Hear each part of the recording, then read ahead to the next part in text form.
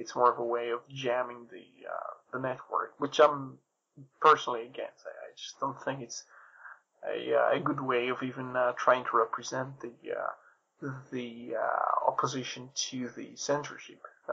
Trying to show aggression is just exactly the opposite of what you want to do for WikiLeaks. And you can see sites like the BBC, which we very much appreciate for its extremely objective analysis, not just sarcasm. They use the word. I saw Gordon from our show. He pulled the phrase out. I'm trying to remember it precisely. It said something like It said something like the anonymous group was trying to put the pro WikiLeaks propaganda, and they used the word propaganda, in an article in the BBC, and it's just like that's kind of hypocritical, isn't it? And they put it like the pro WikiLeaks propaganda, like it's kind of it's some kind of a party trying to push propaganda when you talk about cable things. So. I mean, it comes as no surprise. BBC Click I think we mentioned last episode, had to be corrected by a viewer when they claimed that the DDoS attacks were coming from WikiLeaks. So it comes as no surprise whatsoever. Well, I know DDoS attacks sometimes come. Well, the botnets come from BBC sometimes, and they break the law because they can. Yeah. We mentioned that before, though. If it's claimed to be in the public interest, it's not a problem, and that was certainly what the BBC said when they were accused of committing a crime when they were running their experiment for one of their shows for BBC Click. I documented it at the time, and I think you did, Roy, as well. In fact, I think everybody documented that story. But yeah, all I was going to say was this does. We're talking about software freedom that you tried with WikiLeaks. I think it highlights something that's been going on very much in the world of peer-to-peer as well. You bring what the big organisations or corporations, whatever name you want to put to them, haven't seemed to realise yet, and maybe just starting to realise now, that the more you try to stifle a voice, the more that voice gets out, and the more people who want to support that voice and want to promote that. It's got a name for it, and that's the Streisand effect, which a person called Mike Mazanick from TechDirt. I know Gordon's a big fan of TechDirt. He's coined the term, and I cannot tell you exactly what the real story was, but it had something to do, I think, with a house that Barbara Streisand had just bought. And she was trying to suppress some publication of something, and basically she only attracted more attention to the very same thing she was trying to hide. And then he basically used the word, Streisand effect to explain the situation where you try to hide something, but it's exactly the opposite of what you want to do. If you see something embarrassing, just let it be, because if you try to hide it, and you know that how the internet works, it's not like the U.S. government was trying to say to WikiLeaks, bring back the documents, return them, they're stolen. Not realizing, of course, that the whole thing is just basically copies of the thing. And I'm not sure if they were trying to make fools out of themselves, because obviously the notion of bringing back the documents, it's kind of like, they know it's just a matter of copying. And maybe they were trying to use different words and to stop people from spreading them around, and just won't work. Yeah. Just briefly, very briefly, staying on the subject, skirting around the subject of software freedom or free software, and certainly free and open source software. I just want to very quickly mention an article, which I think this is probably going to be the best time to throw it in. It's just a very, very quick piece of news, and it's partly to do with some FUD and insults that are often thrown at free and open source use of free and open source software, or Linux users in particular. And it's a horrible word, which I actually resent saying. It's freetard. And it's meant to imply that people that use free software in Linux are cheap, that they don't want to pay out large sums of money for software. And in some way, they're not, the cheapskate is probably the word I'm looking for. It's probably the best way to describe it. You're assuming the free refers to cost. Yes, yeah. This is a generic term that's used in many of the forums. It's meant as an insult. Retard is supposed to be the retard is supposed to be. Yeah. So.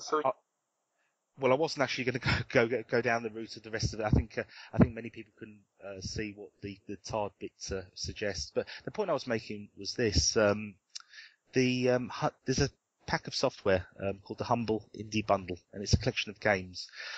It's been released for free, like the humble indie bundle number 1. It's been released free of charge to members of the public, to everybody, for Linux, Windows, and Mac. And basically, the premise is you pay what you think the games are worth.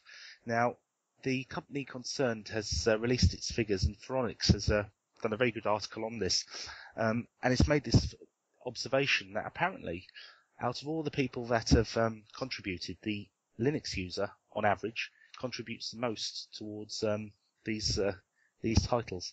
Like I say, it's a case of you pay how much you think the titles are worth. That could be anything you like, from a couple of pence or a couple of cents to thousands of pounds.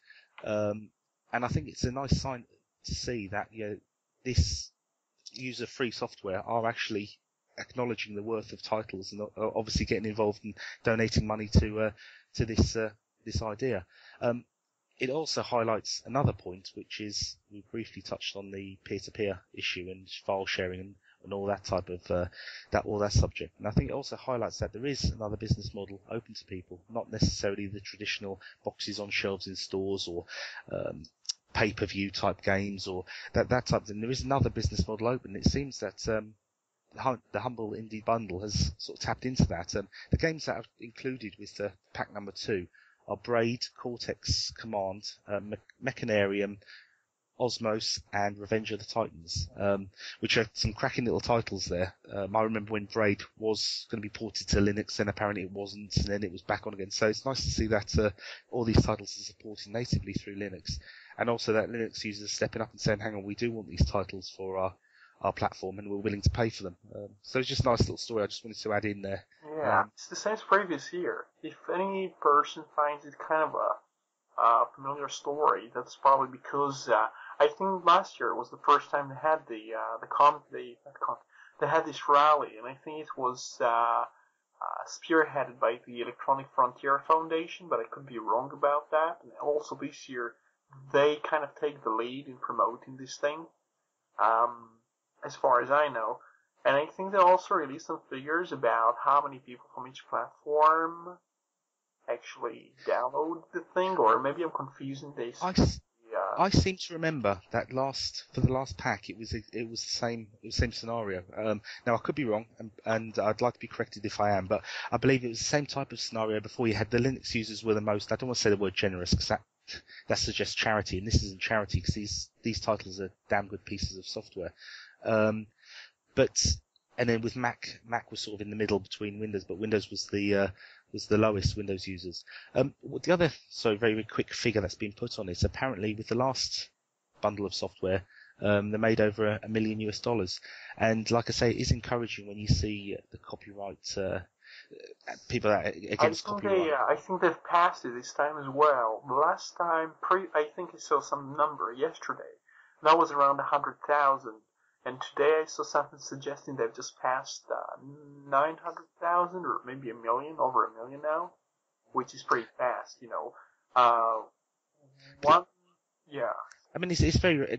I mean, the main point of this wasn't really the fact that Linux was giving more. That's sort of a moot point, but it's more the fact that we're living in an age now where you've got people that are profile sharing, people that are against it, and all sorts of allegations of copyright infringement, etc., etc.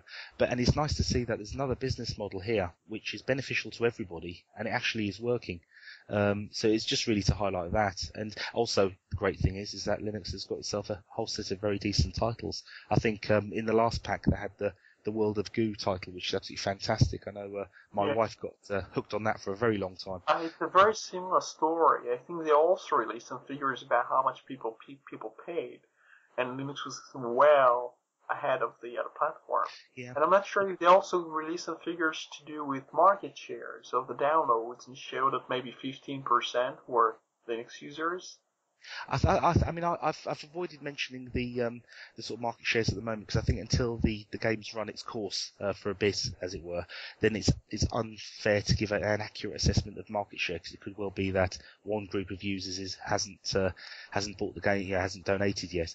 But just for some very quick figures, the average price at the moment, the Linux users paying $13.63 is average for Linux users. $8.45 for Mac owners and $6.34 for Windows users. So, and the they've got so far, and this is at time of this article being posted, which was actually yesterday, $900,000 US coming from 121,000 sales.